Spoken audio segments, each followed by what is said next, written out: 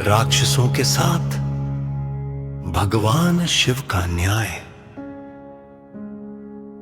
एक काल्पनिक पौराणिक कथा। तर्क के हिसाब से अगर आज सोचा जाए तो क्या राक्षसों के साथ न्याय हुआ था? चलिए समझते हैं। समुद्र मंथन समाप्त हो चुका था। क्षीर सागर की लहरें शांत थी, लेकिन असुरों के हृदय में तूफान उठ चुका था। वर्षों तक देवताओं और राक्षसों ने मिलकर समुद्र मंथन किया था। दोनों ने समान परिश्रम किया, समान कष्ट सहा और समान आशा रखी कि अमृत सब में समान रूप से बांटा जाएगा। लेकिन जब अमृत प्रकट हुआ, तब भगवान विष्णु ने मोहिनी रूप धारण कर देवताओं को अमृत पिला दिया। असुर देखते रह गए। राक्षस राज बलि ने अपनी तलवार भूमि में गाड़ दी और आकाश की ओर देखकर कहा, यदि यही धर्म है तो न्याय कहां है? सभी असुर मौन हो गए। किसी ने युद्ध नहीं किया, किसी ने प्रतिशोध नहीं लिया। वे केवल एक स्थान की ओर चल पड़े, कैलाश। हिमालय की बर्फीली चोटियों पर भगवान शिव गहन समाधि में लीन थे। असंख्य असुर कैलाश के चरणों में पहुंच गए। उनके शरीर घायल थे, पर उनकी सबसे बड़ी पीड़ा उनके हृदय में थी। राक्षस राज बलि ने हाथ जोड़कर कहा, महादेव, हम अमृत मांगने नहीं आए हैं। हम केवल यह पूछने आए हैं कि क्या हमारा परिश्रम व्यर्थ था? कुछ क्षण तक कैलाश पर पूर्ण मौन छाया रहा। फिर भगवान शिव ने धीरे धीरे अपने नेत्र खोले। उनकी दृष्टि पहले देवताओं पर पड़ी, फिर असुरों पर।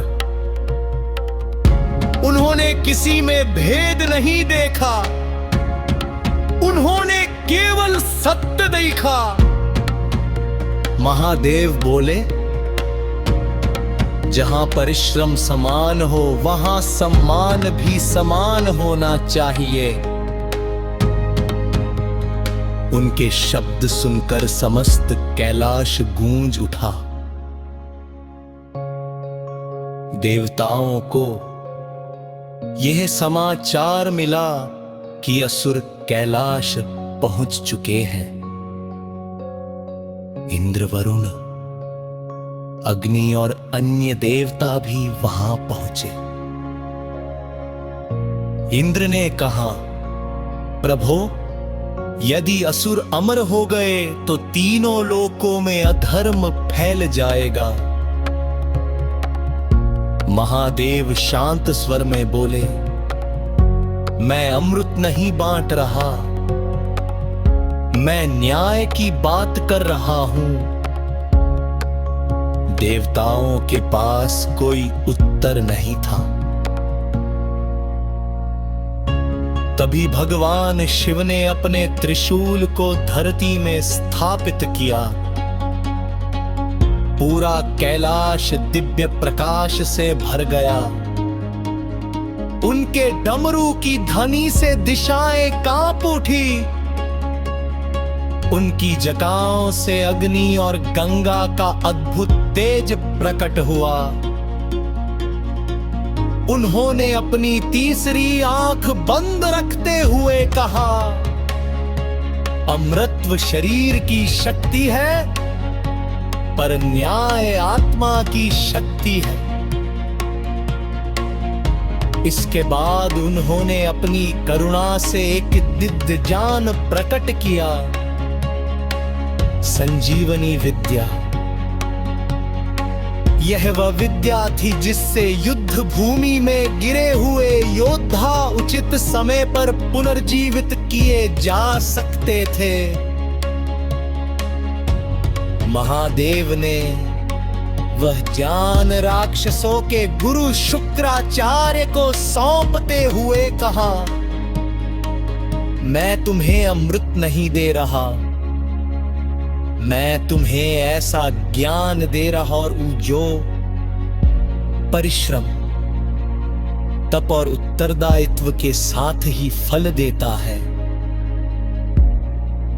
इसका उपयोग केवल धर्म पूर्वक करना।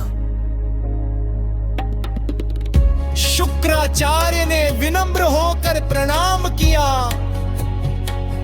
उन्होंने कहा, प्रभु, मैं प्रतिज्ञा करता हूं कि इस विद्या का उपयोग केवल अपने कर्तव्य की रक्षा के लिए करूंगा।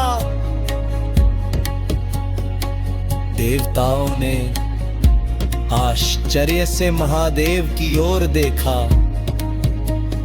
इंद्र ने पूछा, प्रभु, क्या यही आपका निर्णय है? महादेव बोले,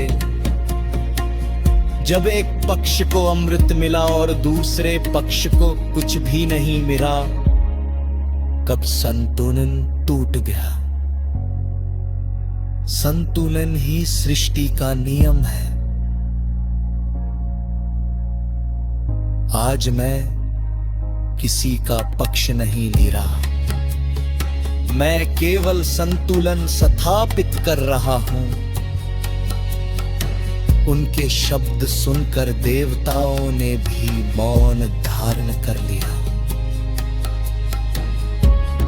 उस दिन से युद्ध बदल गए। अब देवताओं को केवल अमृत पर नहीं, अपने साहस, बीटी और धैर्य पर भी विश्वास करना पड़ा। और असुरों को भी यह समझ आ गया कि शक्ति की 7 संयम आवश्यक है। शुक्राचार्य ने संजीवनी विद्या का उपयोग केवल अपने योद्धाओं की रक्षा के लिए किया। महा ने कैलाश लौट दे। नम्मी ने विनम्र स्वर में पूछा, प्रभु, क्या अपने पशु का पक्ष लिया? भगवान श्याम मुस्कुराए और बोले, मैंने किसी का पक्ष नहीं लिया दंगे। मैंने केवल उस स्थान पर न्याय स्थापित किया जहां विश्वास टूट गया था।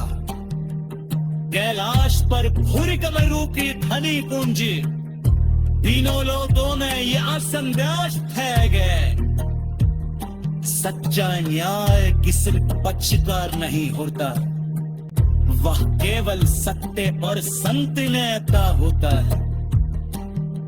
महादेव की न्याय छुपा दिया धर्म अधर्म पर आधारित नहीं, पर